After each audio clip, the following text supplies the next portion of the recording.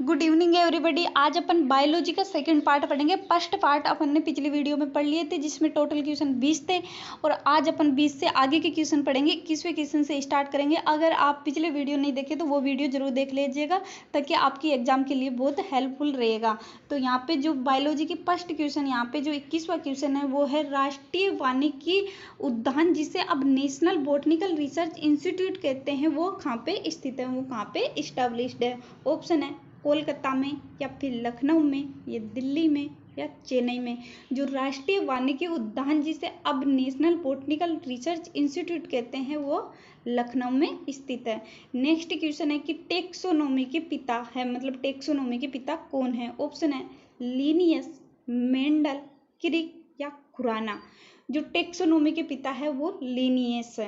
अब लिनियस जैसे कि मेज, मतलब जिया मेज, मक्का का जो बोटनिक नेम है वो जिया मेज है, तो उसके पीछे एल लगा होता है। तो उसका क्या रीजन होता है, एल लगा होता है, तो वो उसका रीजन यही होता है कि वो लिनियस नामक वैज्ञानिक ने दिया था उसका बोटनिक नेम, इसलिए उसके पीछे एल लगा होता है।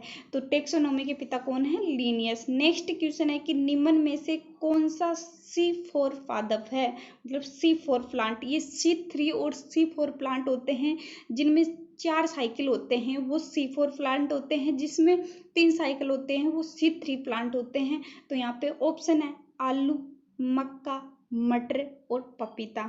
जो यहाँ पे जो C4 प्लांट है वो मक्का है। ऐसे क्वेश्चन बहुत एग्जाम में पूछने को मिलते हैं, इनको ध्यान से पढ़िएगा। मक्का में 4 साइकिल होते हैं इसलिए ये C4 प्लांट है। नेक्स्ट क्वेश्चन अपन पढ़ते हैं। आप अपने चैनल को सब्सक्राइब नहीं किए तो सब्सक्राइब कर लीजिएगा और अपने फ्रेंड के पास शेयर कीजिएगा।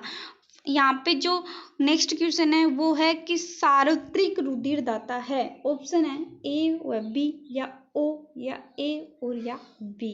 तो जो सार्वत्रिक रुधिरदाता है वो ओ है, तो राइट आंसर यहाँ पे होगा ओ।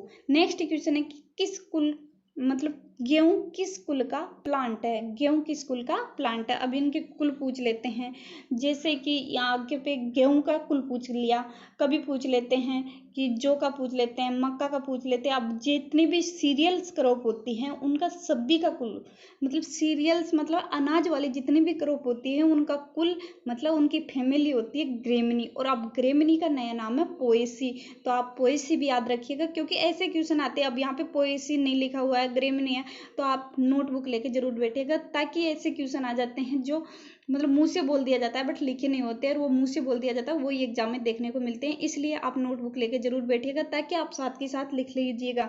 अब यहाँ पे जो ग्रेमनी का नया नाम है वो पोएसी है। जितनी भी अनाज वाली क्रॉप होती है, खाने वाली क्रॉप होती है, उनका कुल मतलब फैमिली उनकी होती है ग्रेमनी, और ग्रेमनी का नया नाम है पोएसी। अब यहाँ पे अम्बेली फेरी है, ये जितनी भी मतलब मसाले वाले क्रॉप होती है जैसे जीरा, धनिया, उनकी जो फैमिली मतलब उनका कुल है अम्बेली फेरी। और मालवेसी है जैसे भिंडी और कपास, इनका कुल होता है मालवेसी। और क्रुसी फेरी है जैसे सरसों, इनका कुल होता है सरसों मूली, इनका कुल होता है क्रुसी फेरी। जो गेहूं किस कुल का पादप है वो ग्रेमनी है, ग्रेमनी का नया नाम है पोएसी। अब जितनी भी अनाज वाली क्रॉप होती है उनका कुल होता है ग्रेमनी। और जितनी भी दलहनी फसलें होती है, मतलब दाल वाली फसलें होती है, चना, उड़द, ये होती है दलहनी फसल, इनका कुल होता है लेगुमिनेसी। आप इनको नोटबुक में लिख लीजिएगा ताकि आपको एग्जाम में बहुत हेल्पफुल रहेगा। अब यहाँ पे नेक्स्ट क्वेश्चन है कि इष्ट कोशिका में किस प्रकार का कोशिका विभाजन, मतलब सेल डिवीजन होता है। इष्ट कोशिका होती है, इष्ट सेल होती है, उसमें किस प्रकार का सेल डिवीजन होता है। ऑप्शन है अर्धसूत्री विभाजन, समसूत्री विभाजन, एमाइटोसिस या एंडोमाइटोसिस। जो इष्ट कोशिका होती है उसमें जो सेल डिवीजन होता है वो एमाइटोसिस होता है, तो राइट आंसर होगा यहाँ पे 3। नेक्स्ट क्वेश्चन है कि डीएनए का मॉडल प्रस्तुत किया था। अब डीएनए का मॉडल किसने प्रस्तुत किया था। ऑप्शन है कोर्नबर्गर व खुरान ने, वाटसन व क्रिक ने, या रॉबर्ट स्टर्न ने, या स्टर्न व लिपमैन ने। जो डीएनए का मॉडल प्रस्तुत किया था वो वाटसन और क्रिक ने किया था, तो यहाँ पे राइट आंसर होगा 2। नेक्स्ट क्वेश्चन है कि बैक्टीरिया की सर्वप्रथम खोज किसने की थी। बैक्टीरिया मतलब जीवाणु की खोज किसने की थी। सबसे पहले उसने जो बैक्टीरिया को देखा गया था वो सबसे पहले कौन देखा था। ऑप्शन है लिविनहोफ, फॉस्टर, बिजेरिंग व होप मिस्टर। जो बैक्टीरिया की खोज की थी लिविनोक ने किया गया था। अब यहाँ पे जो नेक्स्ट क्वेश्चन है वो कि कोशिका सिद्धांत प्रस्तुत किया गया था। ऑप्शन है स्लीडेन व सवान ने, रोबोटुक व सवान ने, व स्टार्सबर्गर ने या वाल्डियर ने। जो कोशिका सिद्धांत मतलब जो सेल प्रिंसिपल प्रस्तुत किया गया था वो किया गया था स्लीडेन और सवान ने। तो राइट आंसर होगा यहाँ पे 1। नेक्स्ट क्वेश्चन है कि कायकीय कोशिका विभाजन को माइटोसिस नाम दिया था।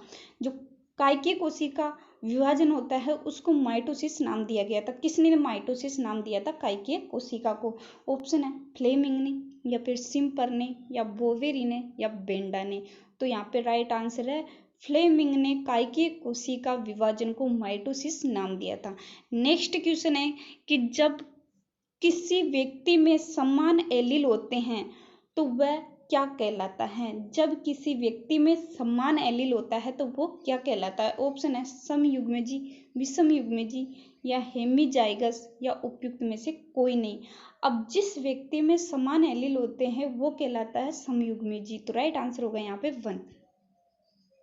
अब यहाँ पे नेक्स्ट क्वेश्चन है कि मालवेसी का जो पुष्प सूत्र होता है वो क्या होता है? मालवेसी कुल होती है, जैसे कपास भिंडी मालवेसी कुल का होता है, तो उसका जो पुष्प सूत्र होता है वो होता है सेकंड। तो इसमें सेकंड आंसर आएगा। नेक्स्ट क्वेश्चन है कि केंद्र में उपस्थित धागेनुमा संरचना को क्रोमोसोम नाम दिया गया था। मतलब जो केंद्र में उपस्थित धागेनुमा संरचना होती है उसको क्रोमोसोम नाम किस वैज्ञानिक ने, किस साइंटिस्ट ने दिया गया था? तो यहाँ पे ऑप्शन है डब्ल्यू वाल्डियर ने, डब्ल्यू एच सटन ने, या पोर्टर ने, या क्लोडी ने। जो केंद्र में उपस्थित धागेनुमा संरचना को क्रोमोसोम नाम दिया गया था वो दिया गया था डब्ल्यू वाल्डियर ने। तो इसमें राइट आंसर होगा 1। नेक्स्ट क्वेश्चन है कि न्यूक्लिक अम्ल शब्द किसने दिया था? अब जो न्यूक्लिक अम्ल शब्द है वो किसने दिया था? ऑप्शन है आल्टमान ने, लेविन ने, खुराना ने, या टी बॉवेरी ने। जो न्यूक्लिक अम्ल शब्द दिया था वो अल्टमान ने दिया था। राइट आंसर होगा यहाँ पे 1। नेक्स्ट क्वेश्चन की अपन बात करते हैं वो है कि क्रेब्स चक्कर का प्रथम उत्पाद है। जो क्रेब्स चक्कर का प्रथम उत्पाद है वो क्या है? ऑप्शन है साइट्रिक अम्ल, मेलिक अम्ल, आइसोसाइट्रिक अम्ल, ओक जेली, सक्सनिक अम्ल। जो क्रेब्स चक्कर का प्रथम उत्पाद होता है वो होता है मेलिक अम्ल। तो यहाँ पे राइट आंसर होगा 2। यहाँ पे जो क्रेब्स चक्कर का प्रथम उत्पाद होगा मेलिक अम्ल। नेक्स्ट क्वेश्चन है कि आलू का वानस्पतिक नाम क्या है? अब यहाँ आलू जितनी भी वेजिटेबल क्रॉप्स है, मतलब सब्जी वाली क्रॉप्स है, सीरियल क्रॉप, अनाज वाली क्रॉप है, जैसे ऑयल सीड वाले क्रॉप है, मतलब तिलहनी क्रॉप है, उनके सभी के आपको बॉटनिकल नाम तो जरूर याद कर लीजिएगा, क्योंकि उसमें से 5 या 4-5 क्वेश्चन आपको एग्जाम में जरूर देखने को मिलेंगे। तो यहाँ पे आलू का जो वानस्पतिक नाम पूछा गया है वो है सोलेनम ट्यूबरोसम, एमीपियम सियम, लाइकोपर्सिकम एस्कुलेनेटम, ट्रिटिकम एसिटियम। जो आलू का वानस्पतिक नाम है वो सोलेनम ट्यूबरोसम है। तो राइट आंसर होगा यहाँ पे 1। जो लाइकोपर्सिकम एस्कुलेनेटम है वो टोमेटो का नाम है। मतलब जो टमाटर होता है उसका जो बोटनिकल नेम होता है वो लाइकोपर्सिकम एस्कुलेनेटम होता है, और ट्रिटिकम एसिटिव गेहूं का बोटनिकल नेम होता है। तो यहाँ पे आलू का बोटनिकल नेम, आलू का वानस्पतिक नाम है सोलेनम ट्यूबरोसम। नेक्स्ट क्वेश्चन है कि एक संकर क्रॉस में संकर पूर्वज मतलब बैक क्रॉस से क्या अनुपात होगा? ऑप्शन है 9:3:3:3:1, 1:2:1, 1:1 व 3:3। तो जो एक संकर क्रॉस में जो बैक क्रॉस से अनुपात होता है वो 1:1 होता है।